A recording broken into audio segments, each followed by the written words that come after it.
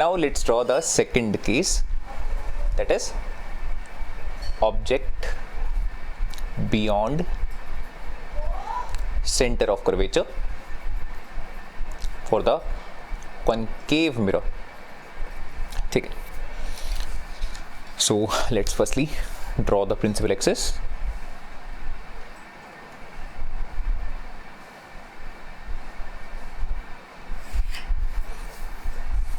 Okay,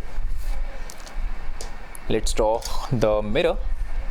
तो उसी तरह से फर्स्टली हम मिरर को ड्रॉ कर लेते हैं.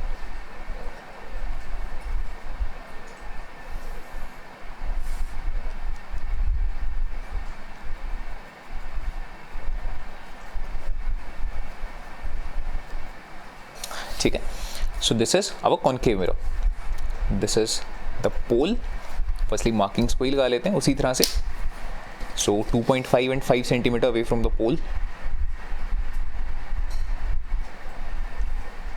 Let's see, this is, and these, clear. So here we have the center of curvature and यहाँ पे होने वाला है फोकस. ऑब्जेक्ट इस पर बहुत दूर नहीं है, सेंटर ऑफ कर्वेचर से थोड़ा सा बियॉन्ड है. तो यहाँ पे हम बनाने वाले हैं ऑब्जेक्ट. एंड ऑब्जेक्ट को हम बहुत कोई बड़ा नहीं बनाने वाले हैं. ठीक है, ऑब्जेक्ट का साइज़ आपको बहुत ही छोटा सा ही रखना है. सो आई एम कंसिडरिंग कि मैं इसको सिर्फ देखो 1 सेंटीमीटर या 1.5 सेंटीमीटर, ठीक है, इतना सा ही बनाने वाला हूँ. 1.5 ही कर लें क्या? Let's try 1.5. ठीक है, 1 ज़्यादा छोटा लग रहा है. सो ठीक है, कुछ इस तरह से हमने 1.5 सेंटीमीटर का ये ऑब्जेक्ट बना लिया. Let's see, this is A and this is B. अब जब ऑब्जेक्ट सी से बियॉन्ड है तो हमें पहले वैसे ही कंसिडर करना है कि फर्स्ट जो रे ऑफ लाइट है वो उसके टॉप से बिल्कुल, आई एम कंसिडरिंग कि प्रिंसिपल एक्सिस के पैरेलल ही जा रही है. तो कुछ इस तरह से यहाँ पे स्ट्राइक करेगी and after striking here, because ये पैरेलल है प्रिंसिपल एक्सिस के, तो ऑब्वियसली ये फोकस में से पास करने वाली है. जस्ट ये रूल्स आपको क्लियर होने चाहिए.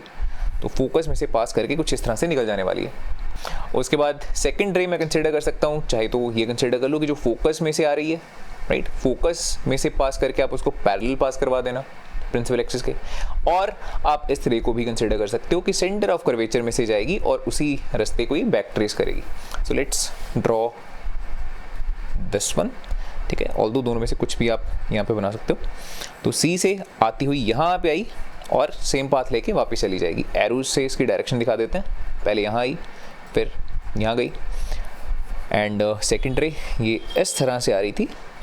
ठीक है, एंड सेम पाथ लेके ये वापस चली जाने वाली है.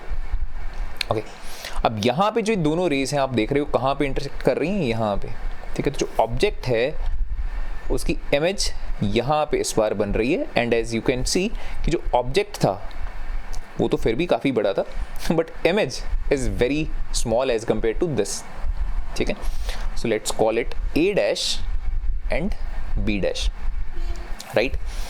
तो यहाँ पे हमें क्या चीज़ों कौन सी चीज़ों का पता लग रहा है? Firstly let's see the position of the image.